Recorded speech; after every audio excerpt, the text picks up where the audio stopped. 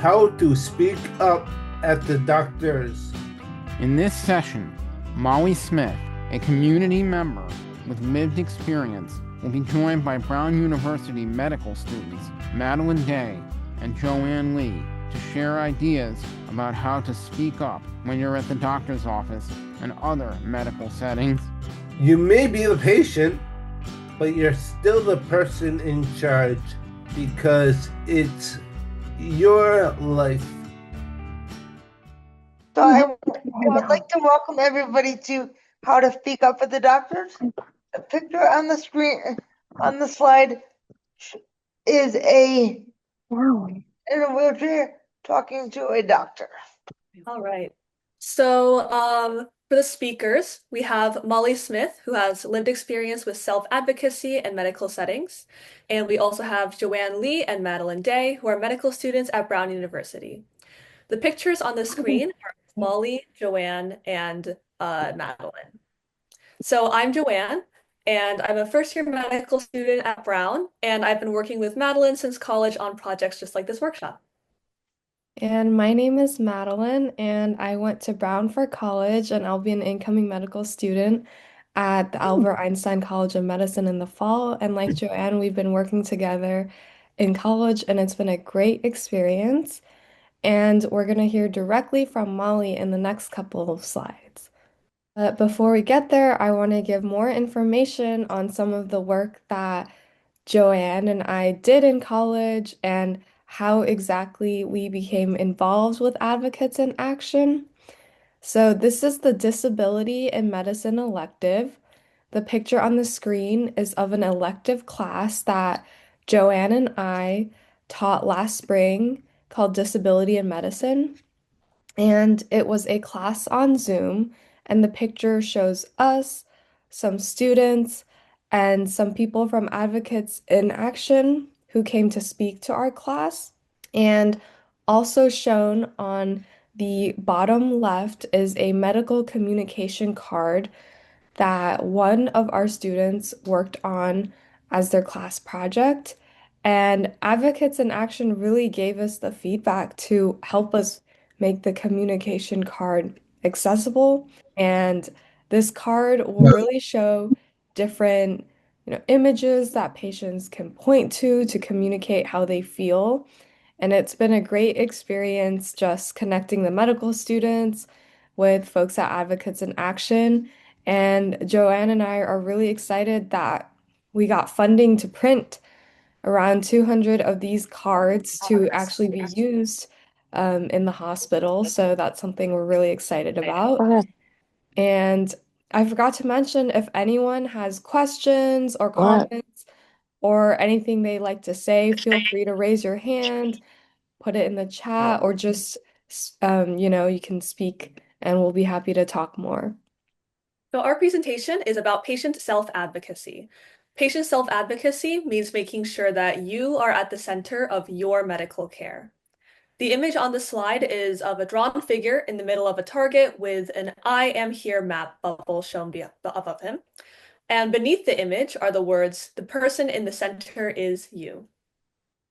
So now we're going to get to the focus of today's session, which is about how to self-advocate.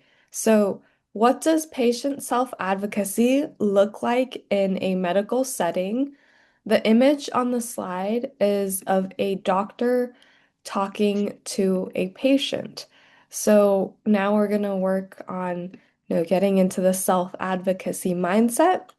And we can hear from Molly now, who will share her story with self-advocacy in a medical setting. My story of self-advocacy, the image on the screen is of me wearing a bright pink sweater.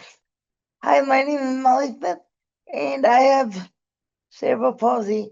I have met some amazing people throughout my life, but unfortunately have had some issues with the medical community not following my care plan. I have learned throughout my experience how to advocate and speak up for myself.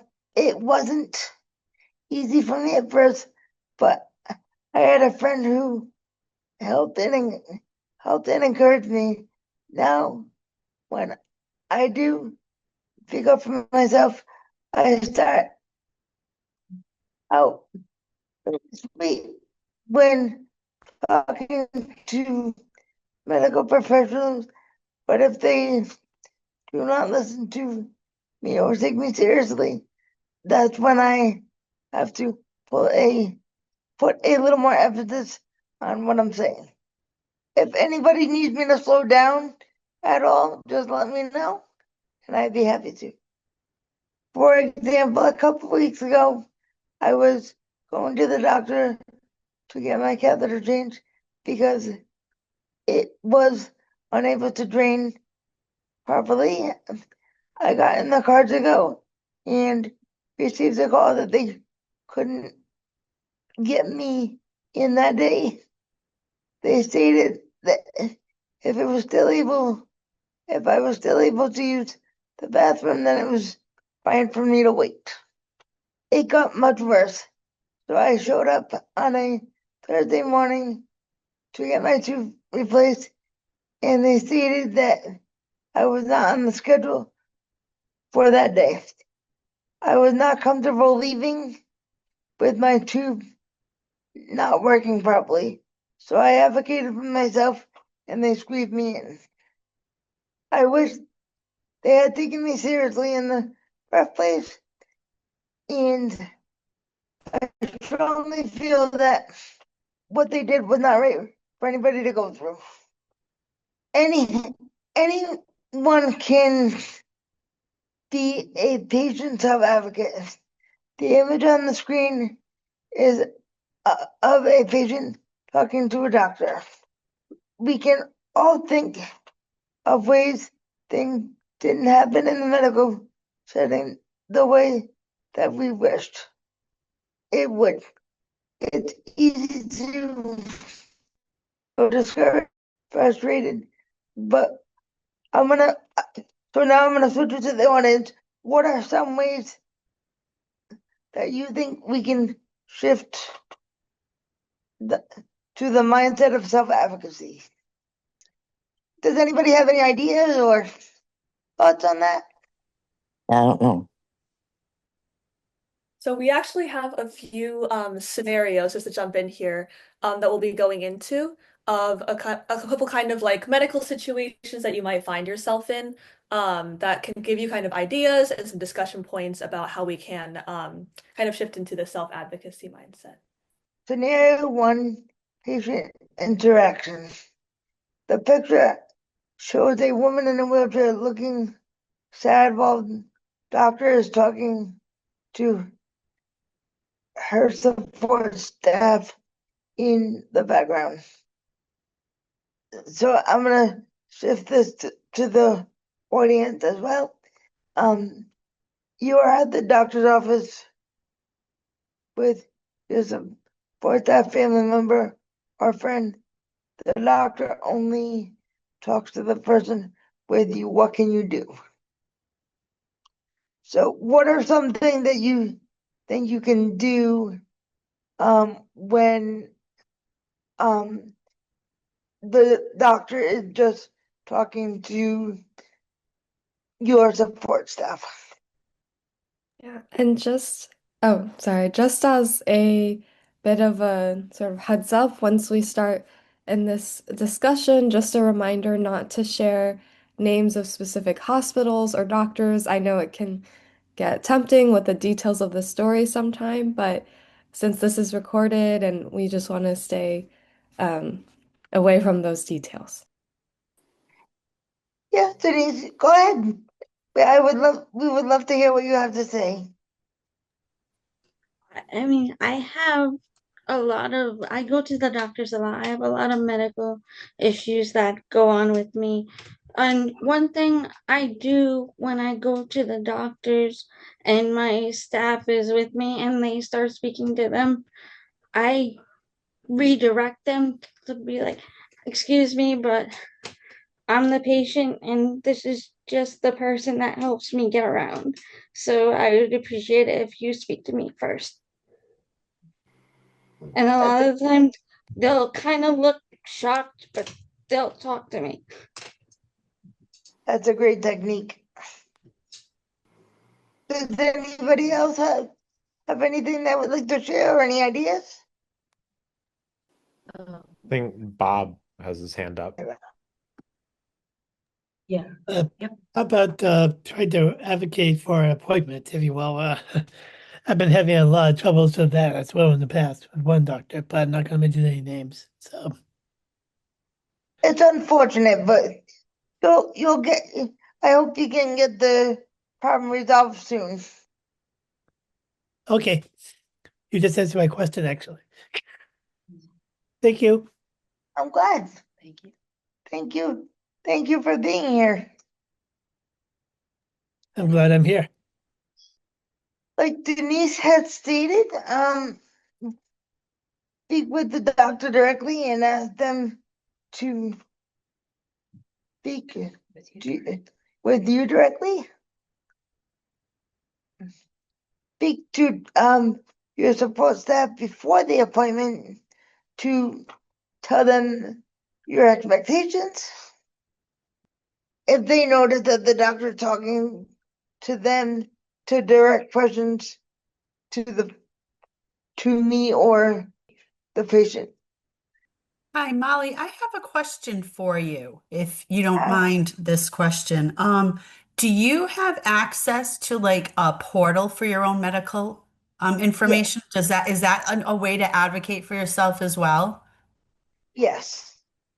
Excellent. Thank you for that. And then you would also guide a doctor to do the same. You communicate through the portal. That might be a way of advocacy, right? Yes. Using communicative devices. Great. Thank you so much for that.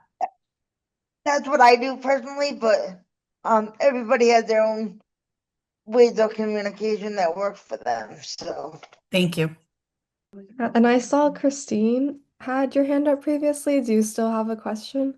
I did. No, I was just going to mention what I think Molly had mentioned is that as a support staff, you should be redirecting the provider back to the person who's at the center of the care, and so that they can be again center or core a part of that conversation rather than the provider speaking to the support staff. And I wanted to also kind of highlight what Molly was saying before. She had asked, she had mentioned that she was really persistent in and knew what she needed when she went to the doctors. And I think that's a really great self-advocacy skill is just knowing yourself well and that determination to be heard. it's not easy, but sometimes it just needs to be done.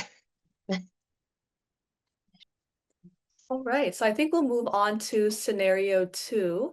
But if anyone has any thoughts from scenario 1 or anything, feel free to raise your hand and let us know. I'm going to pull the screen sharing back up. So scenario 2 is about equipment. The picture on the slide shows a bed and a Hoyer lift, which is used to transfer a person with limited mobility. So you are at the doctor's office or hospital for a procedure or exam, and you have tools or equipment or aids that staff are unsure of how to work with. What can you do in this situation? Probably what I would do in a situation like that is I would trust the person who's in charge of the equipment to know how to handle it carefully, if you will, because even the patient's in critical condition or stable condition, he has to be reliable with that too. So that's what I would suggest. For sure, yeah, thank you. Yep. I was going to add in, like, from the perspective of like a student and someone who is coming more from the provider side. Um, I think the safety part is a very important aspect. And so making sure that whatever environment you're in, you feel that whether it's equipment or, the other staff might not be familiar with your needs, that your safety is a number one priority because we want to make sure that, especially with equipment, if it's physical equipment, that safety is accounted for. Yeah, so Cheryl, go ahead. I guess that would also then add into what Bob said with getting the person that knew the equipment. If the person that didn't know the equipment wasn't available, then to advocate to make sure for safety purposes, right? Someone was, or you have to figure out another option. Otherwise, it could become much more of a grave situation. Definitely. Yeah, go ahead, Molly. So I just want to add one thing that I do, and it's so to some people it might be a little extra, but I make sure to bring my support staff that is knowledgeable with the equipment, because a lot of, in my opinion, or in my experience, there have been people that go to transfer me to a bed and they're like, "Oh, this is my first time using the equipment." Well, guess what? I'm not getting in it with you then, because I don't want to fall on the floor. I'm very direct, and I don't let things go when it comes to my safety, because it's not worth it. For sure, for sure. The biggest thing definitely is prioritizing your safety, especially if you're feeling nervous or scared. That's a huge point that we wanted to bring up today. And then, yeah, go ahead, Denise.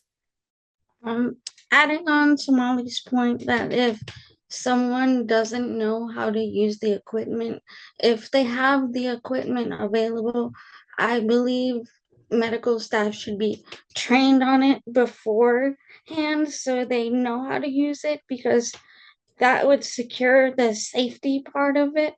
Because even though we're allowed and we know how to speak up for ourselves, they might not feel comfortable with walking them through it. Because I had an experience one time at the doctor's where I took the bus and I was by myself, and they wanted me to get on the table, but they weren't really comfortable helping me get on the table, and I offered to even sign a waiver, but they they were still uncomfortable. And then I found out that they had a manual where lift, but no one knew how to operate it at all, and I found that to be a big issue. That's definitely like an issue that we're seeing. Madeline and I are seeing kind of on our end of like seeing what training goes in is a lot of these things are overlooked. And so a big part of our work is kind of trying to make sure that people are getting trained on these things, and making sure that there's more awareness and making sure that people know what to do when they're kind of in these scenarios from the provider side. Yeah, thank you so much. And then, yeah, go ahead, Maddie. Yeah, Janice, that's a really great point. And like Joanne said, that just gave me another idea of maybe other initiatives we can work on of like before medical students go into their rotations in their third year, maybe we could get a session going where we have equipment like Hoyer lift and make sure the students know what these pieces of equipment are for, how to at least, at a underlying level operate them. And then to Molly's point earlier about the safety and the comfort level of the staff, I thought of an idea of maybe if you're in a situation where the staff don't exactly seem comfortable, but they're kind of walking around it and they aren't telling you that they'd never used it before, maybe asking something like, have you ever used this piece of equipment before? Or, you know, do you, I'm trying to think, like, do you feel comfortable using it? Because sometimes the support staff might be unsure of how to bring it up, but I think as the patient, you deserve to know if they've done it before or if this is their first time, because certainly from a patient perspective, I wouldn't feel comfortable if I knew this was the first time that they had ever used this kind of equipment, and I would probably want someone else with more experience. 100%. So the suggestions that we had kind of prepared are kind of on the self-advocacy side, and then like Madeline and I were just mentioning, there's a lot of work to be done on the provider side as well to make sure that the training's in place for medical students and beyond. And I think we covered everything definitely, especially with the safety, but just to kind of make sure we cover our bases, the 3 points that we'd had prepared were bringing someone knowledgeable with you that knows how to use it, asking for a supervisor if the medical staff seems unsure of how to use the equipment. And definitely number one is prioritizing your safety. If you feel scared or nervous, if you are not comfortable with someone who hasn't used this equipment before or something like that, definitely make sure that your priority is not feeling and you are asking for a supervisor or asking for something to be changed. And then, as always, feel free to raise your hand and speak up, or you can just unmute yourself. But I think we can move on for now to the third scenario. Okay, so our third scenario is regarding the care plan, and the image on the slide is of a care plan on a clipboard surrounded by a pen, glasses, and a stethoscope. So, a care plan is a document written together by a patient and healthcare providers as a personalized roadmap to address specific health conditions, needs, and goals. So, this scenario is if you are in a medical setting or if you are at the doctor's office and the doctor didn't look at or follow your care plan that you had previously come up with. And I know Molly now has a story about needing her support staff to help with getting on an operating table. So, Molly, do you want to go ahead and share that story? So I had to get a PICC line in place for infection purposes, and they honestly, the nursing staff and everything, in my medical care plan, it says I am to have 2 staff at all times, anytime I'm out of the wheelchair. Well, I had to call the supervisor in because they're like, "Oh, we'll just have one person monitor you to make sure you don't fall off the table." That's not gonna work when you have spastic quadriplegia cerebral palsy and you don't know. I can feel everything, but I don't know when I'm gonna spasm or where I'm gonna roll to, or you know what I mean. So it it doesn't work. So I educated them very quickly that that was not gonna fly, and now I carry my medical care plan with me everywhere. And if they don't follow it, I find a different doctor that will. In that scenario, luckily I didn't, but I almost fell off the table because they were not equipped to make sure that I was, you know, safe. Yeah, Molly, thank you for sharing that experience. It's a tough one, and you know, I'm sure maybe some of the other folks in the session might have had similar experiences, whether it be communicating with the doctor. And so now I want to open it up to all of us here, and we can think about what can we do and strategies when we face scenarios like this where maybe there's a care plan and the doctor might not be considering it or taking it into account. I was just gonna say, several years ago, I had an experience at an emergency room where the doctor didn't look at my care chart at all, and he assumed that I could ambulate, which means to walk. And I told them, I can't walk. They put me on an x-ray table. I told them I am severely spastic. I need someone with me so I don't fall off the table. They didn't they didn't listen. I ended up falling off the table. So following that, I went to my primary care because I had an appointment. And the only thing I could think of doing was having her sent out an email because they were part of the same hospital stating that I really did need someone or two people there to make sure I didn't go anywhere. So she did, and it worked. So now I implement it in my medical plan. So now they know I need either people to support me or I need something there that's not going to move because our spasticity is so strong that it can push anything, even if it weighs a lot.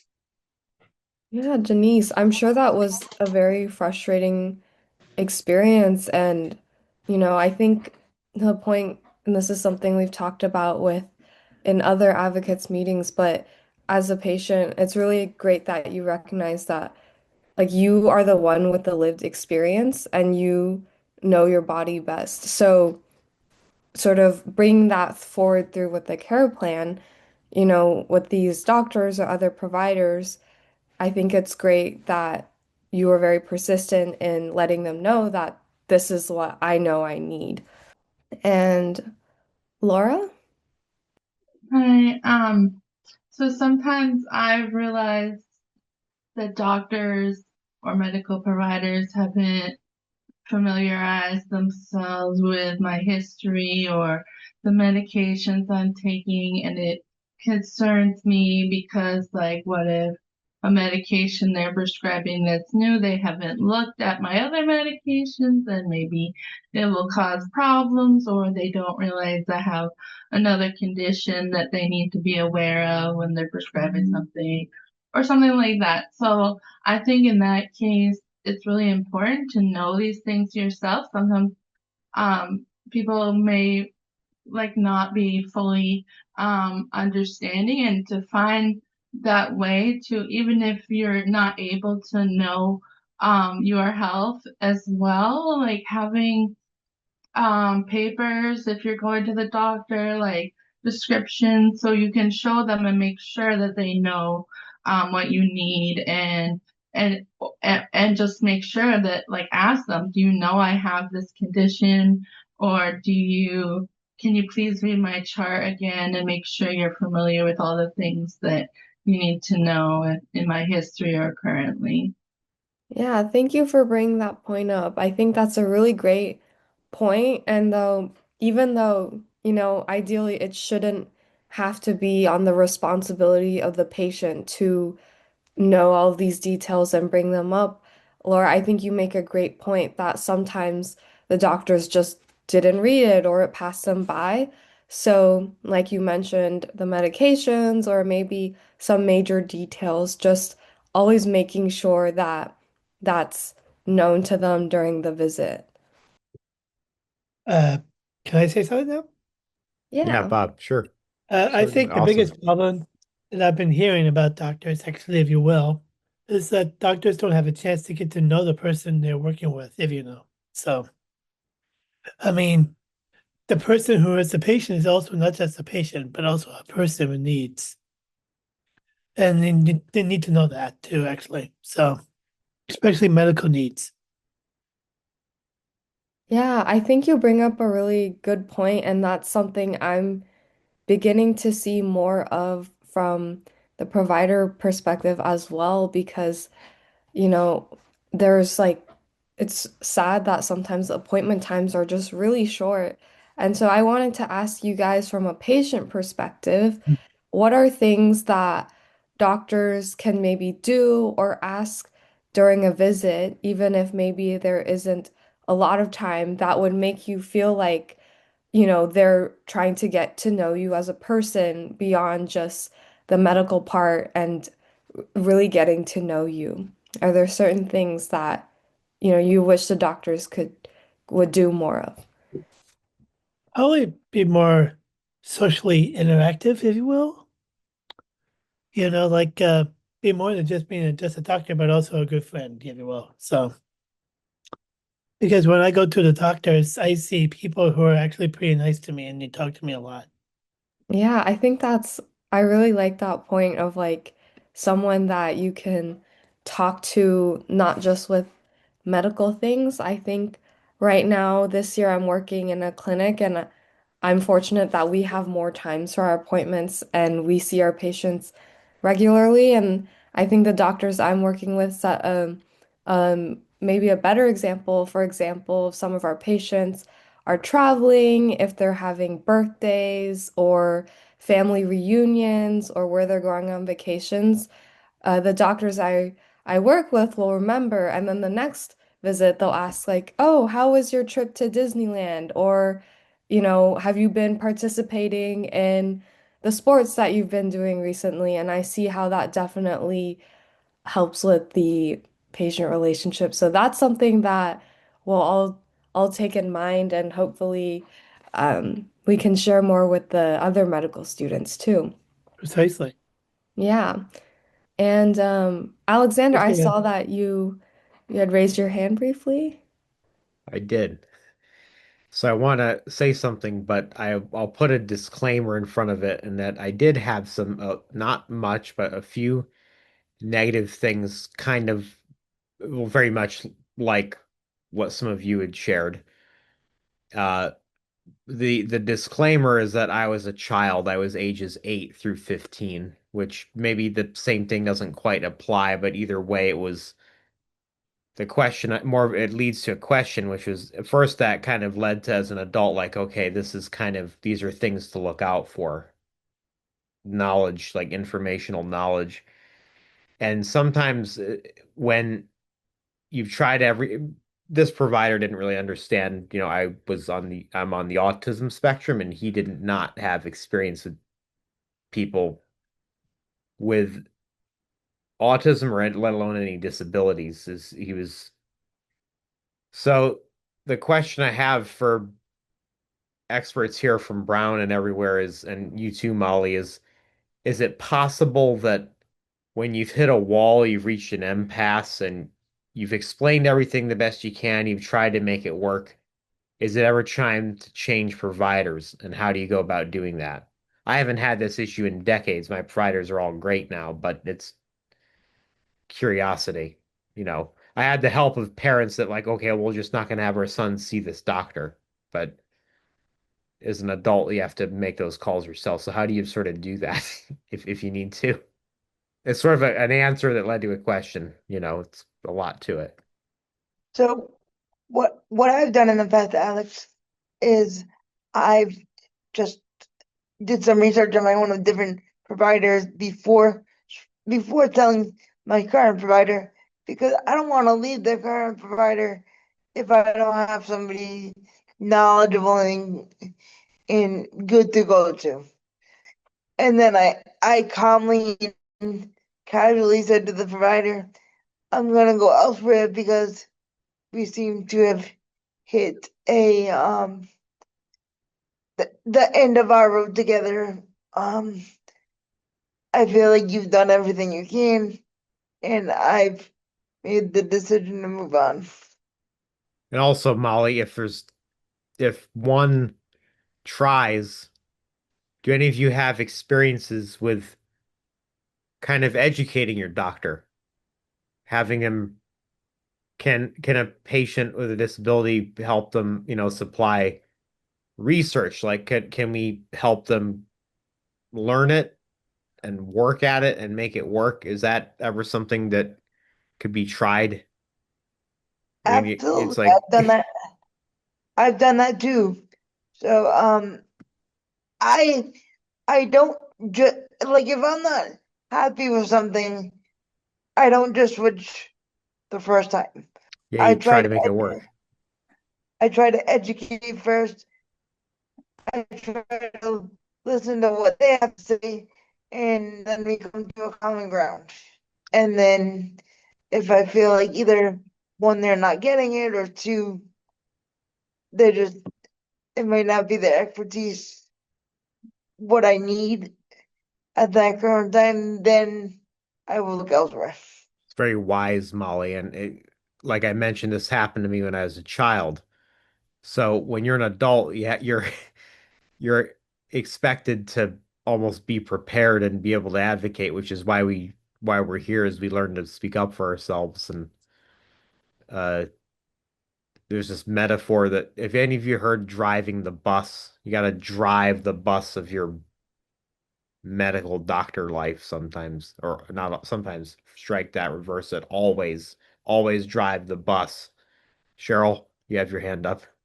Yes, Alex, I wanted to commend you for your comments because I have my one of my daughters is on the spectrum as well, and took over her medical care when she was 18 because there were moments where she didn't feel I was there by her side because of what I was hearing from the medical community.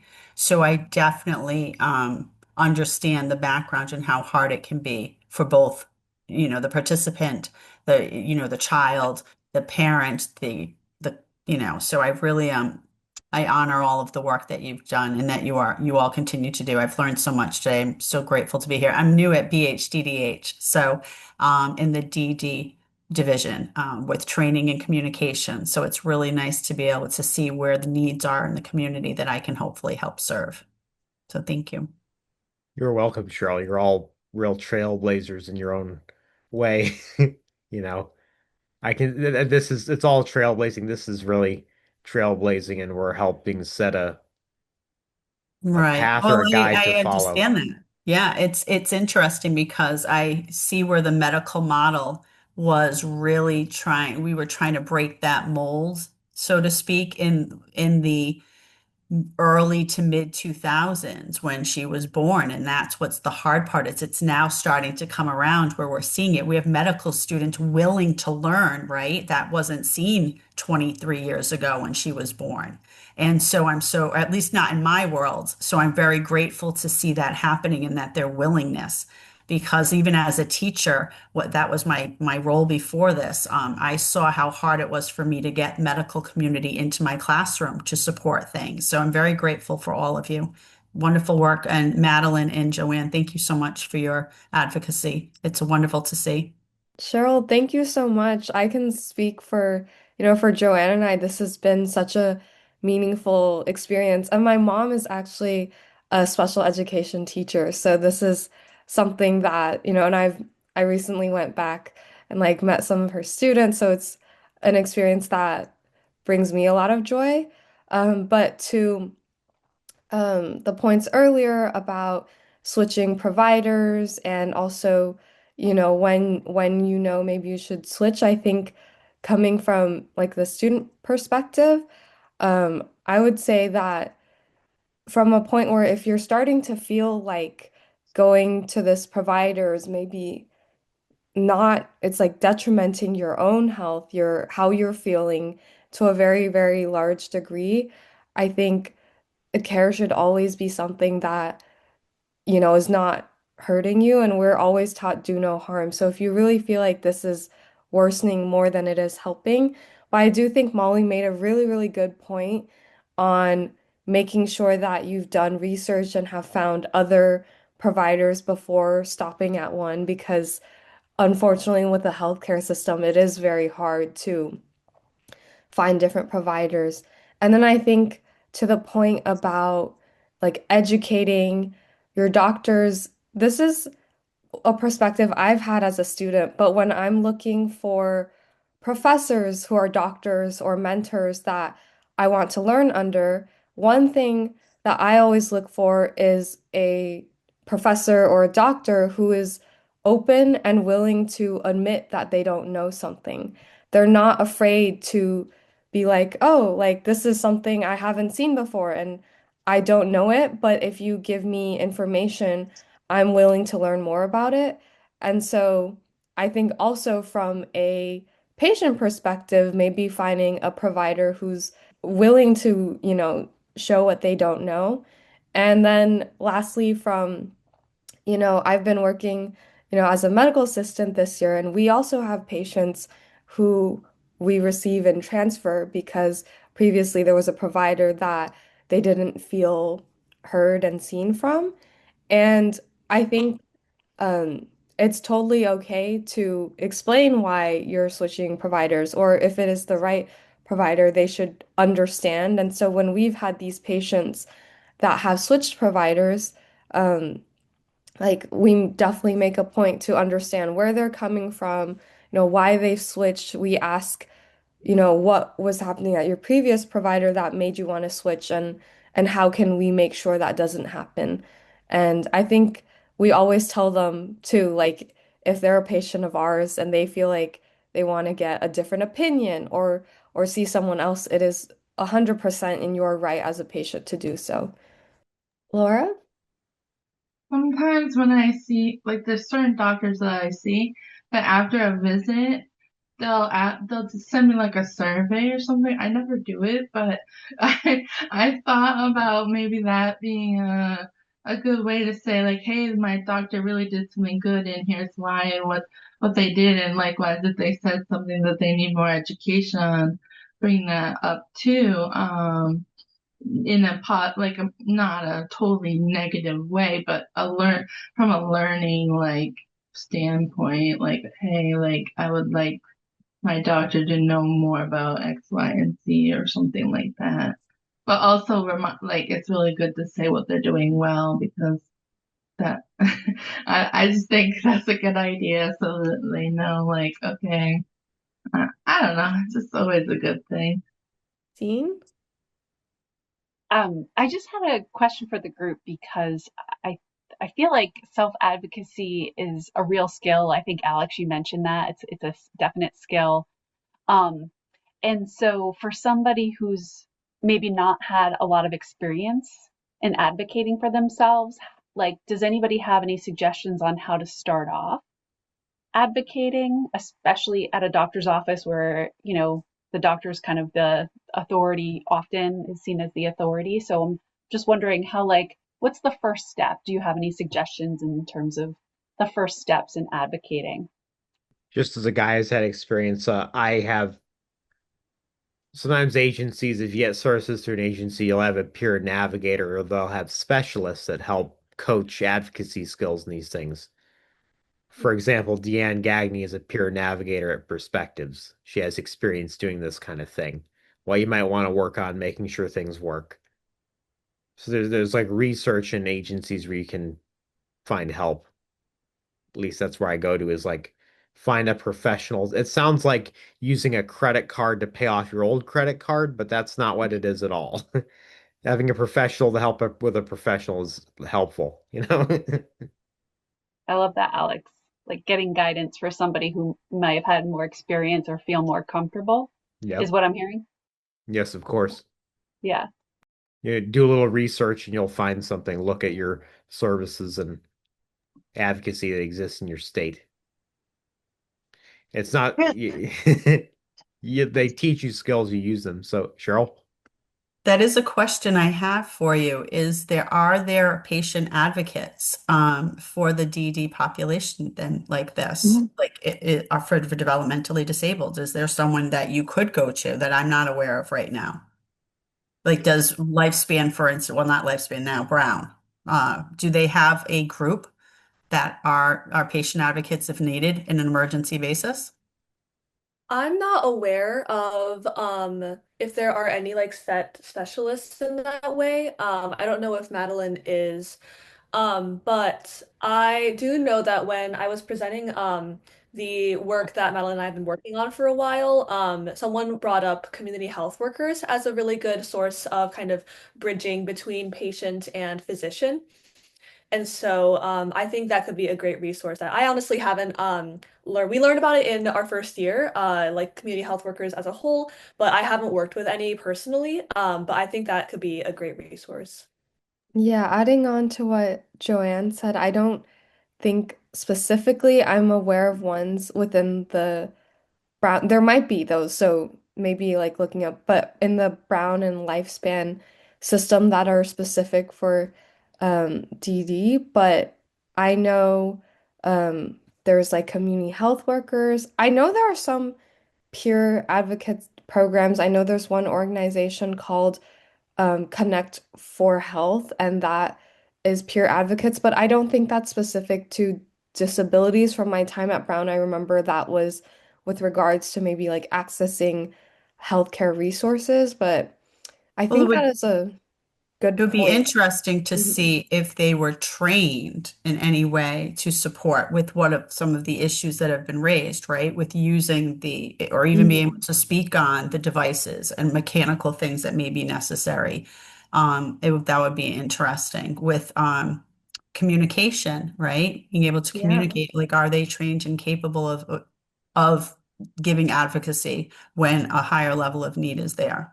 Yeah, and one thing I'm thinking of is when I was at Brown, I was a volunteer at one of the hospitals and for the emergency department. And so we would basically just be at the emergency department assisting families, any folks that needed help finding places. And I think a good idea that came up, I know those are volunteers, so it would be, I don't know how it would work if they were to be like staff or employed, but at least in that capacity, there was always 1 to 2 students sitting in the emergency department triage area. And maybe if you're interested, like connecting with the volunteer program there and getting, the students there to be trained on disability specific issues.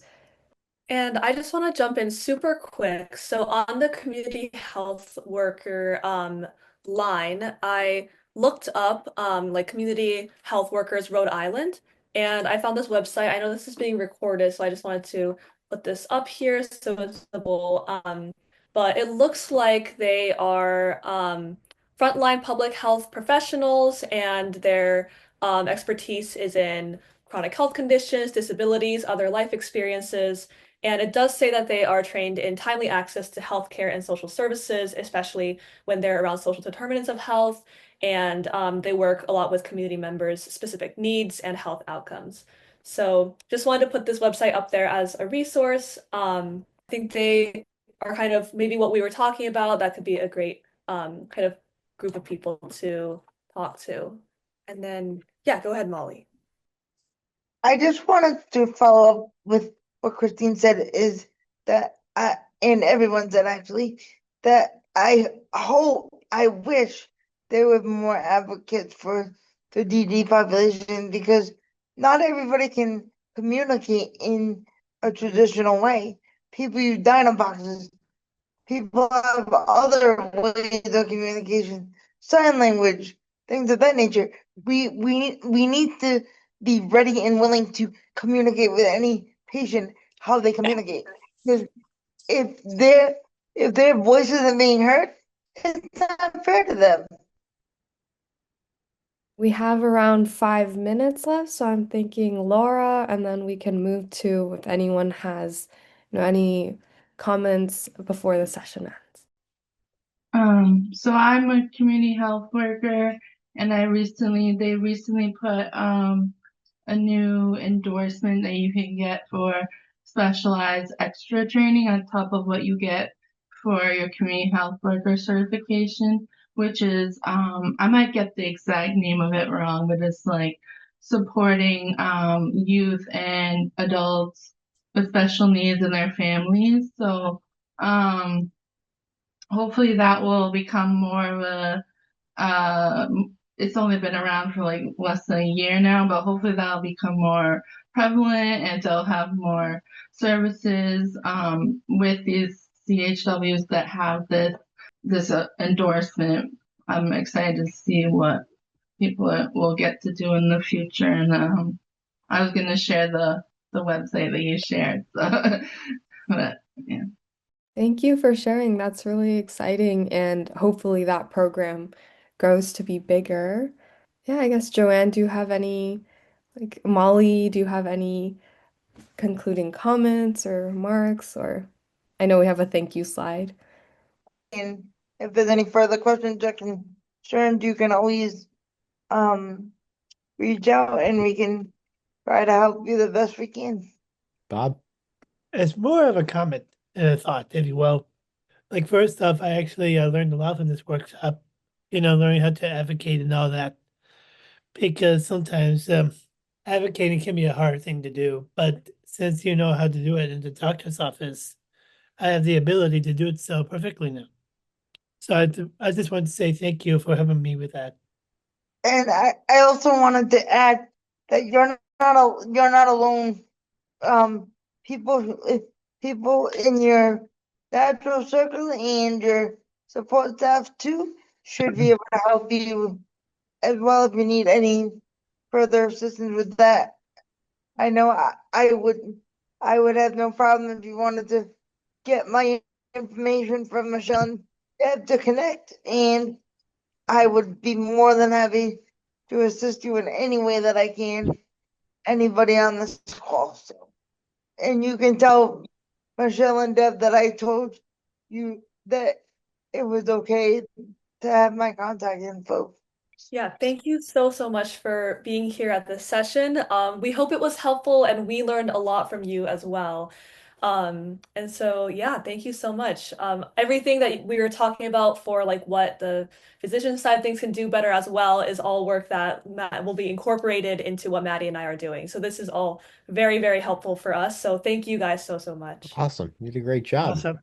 Thank you. Good stuff, guys. Thank you.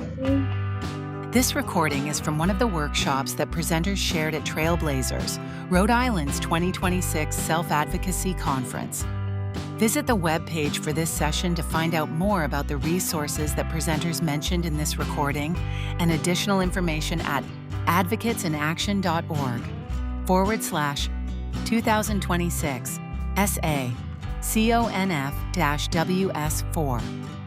Produced by Advocates in Action Rhode Island, 2026. Remember, nothing about us without us.